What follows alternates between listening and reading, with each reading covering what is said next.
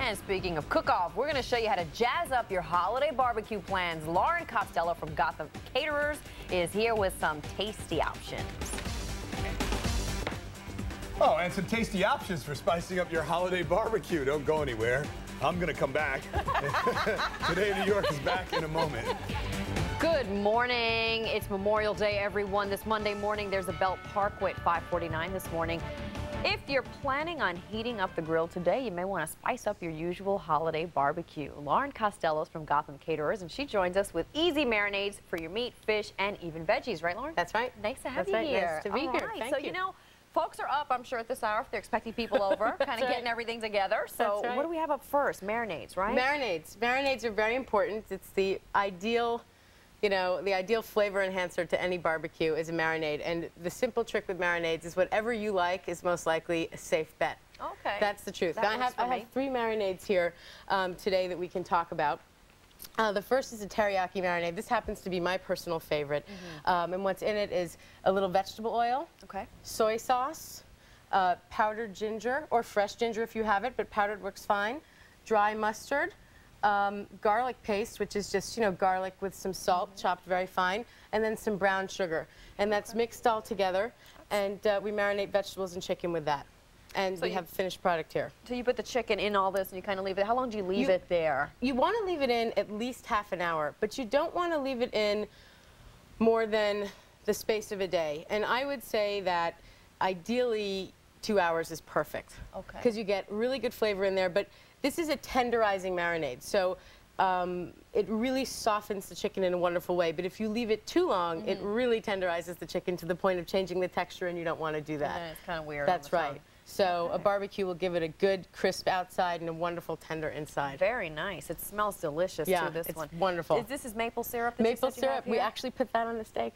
Oh, look at that. Yeah, the steak marinade, my favorite steak marinade involves oyster sauce, which is a product. It's a Chinese sauce that has, it's very meaty actually, and very salty, and it does have the taste of oyster a little bit, but believe it or not, it's phenomenal with meat. Really? And I mix that with some maple syrup, which gives us a little caramel. We can see we have a nice caramel on the meat, and a little Worcestershire, and also some dry mustard and some garlic and a bit of soy, and that's a wonderful, wonderful marinade. So we see some themes. We see soy as a theme in marinades, garlic, mustard, dry mustard are great themes in marinades. Now, if you have a shellfish allergy, obviously you can't use the oyster sauce, right? So any kind of substitutions that you might have? What I would do is actually eliminate the oyster sauce and do a maple syrup, Worcestershire, soy, dry mustard, garlic, and then maybe I would add in an extra flavor enhancer, like another herb or another seasoning you like. Like if you love jalapeno, you could dice up some jalapeno and have kind of a fiery flavored steak.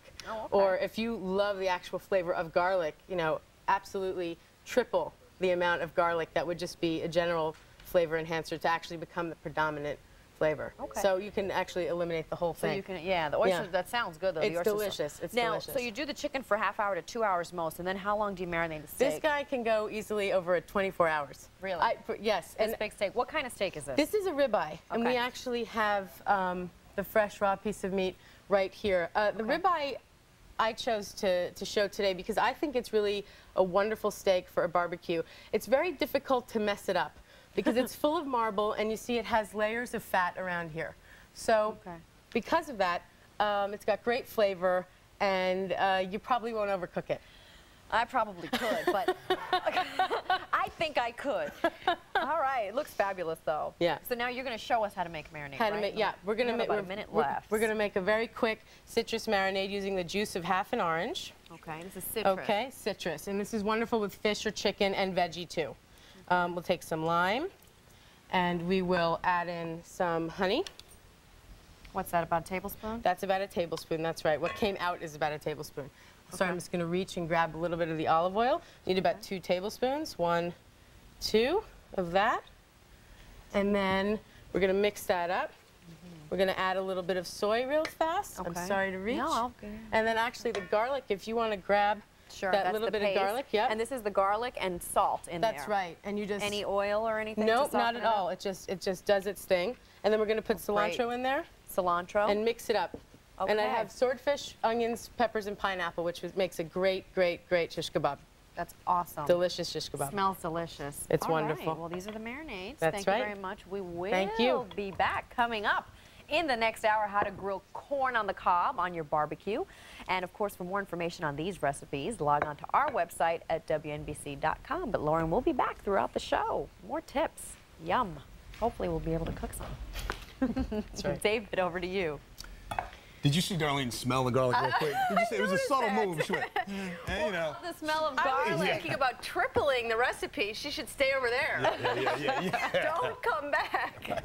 Exactly. I'm inspired to go grill something up. And here she is, Chef Braun Costello. We'll be back with barbecue tips. This time, a tricky one. David's going to handle this, grilling corn on the cob.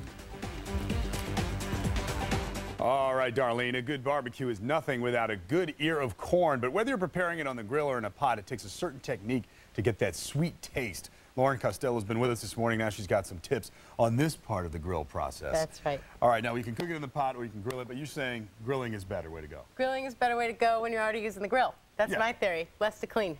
But you know, it's got to be right now. For example, now this looks like a good ear of corn, but I always worry because getting that gummy corn. You know what I mean? When you don't get a good ear.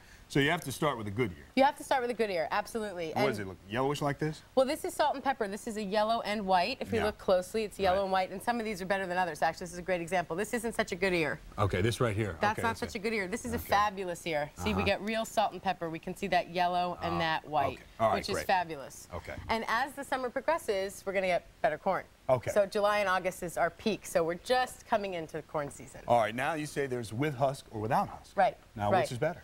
In my opinion, grilling without the husk is better because you get this wonderful caramel, you know, fabulous smoky flavor, charred flavor. Get a shot yeah, of you can even. I would eat that. I'd eat that right up. It seems like a thin line before you burn it, which is where I would be. You know. You know what? Actually, it's one of those things you just have to man the grill. You can't. It's not like a big steak where you could walk away for 5 minutes. You gotta man the grill. But we can. I'll show you how to do both.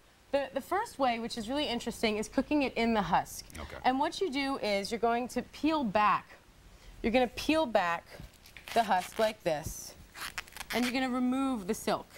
But you're going to leave the husk on. So we would take out all this silk, right, and leave the husk on. And then what we would end up with is this. So this, we can see the silk is out of it. Okay, okay, no silk. No silk. So what we would do at this point is we would put this in cold water. We want to soak the ears in cold water. Dip it in like that. Dip it in, leave it in cold water. How long? At least 30 minutes. Some people say 15. I think 30 minutes to an hour is good. And that's also the Why is that important? It's important because that's going to help steam this corn. Okay. Because basically the husk method is once it comes out of the water, and during that time when it's in the water, we can preheat the grill, which is great. So that gives it time to warm up.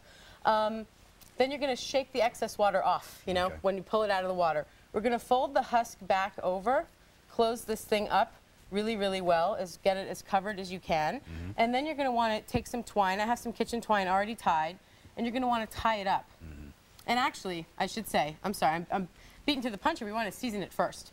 So we're going to want to brush it with some olive oil. Olive oil? Olive oil, you're going to brush it. And you can see, I don't prefer this method because, as you can see, it's a little, you know, so there's a lot going on. It's a little messy. You salt and pepper it, things like that.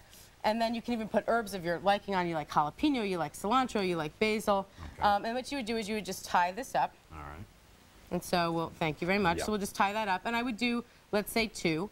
And then you're going to put this on the grill for 15 to 30 minutes. 15 to 30 minutes, okay. And you're going to turn it around, and it's going to steam itself. Now, this is much faster method. This is 6 to 12 minutes. We're just going to Without the husk. Without the husk. Huskless. And you're just going to butter, salt, pepper on the grill. Yeah. That's what I'm talking about. 6 to 12 minutes, and you get that. You get the flavor component. Yeah. That's really the flavor is here. This way is just, it's very similar to steaming it. Man, I'm thinking that's the Dave Ushery method right there. This is in my opinion, this is the way to go. But both are good. All right. Well, we're ready to eat. Lauren, thank you very much. Coming up shortly, you're going to come back with a recipe for coleslaw. That's very important as well. We'll be right back.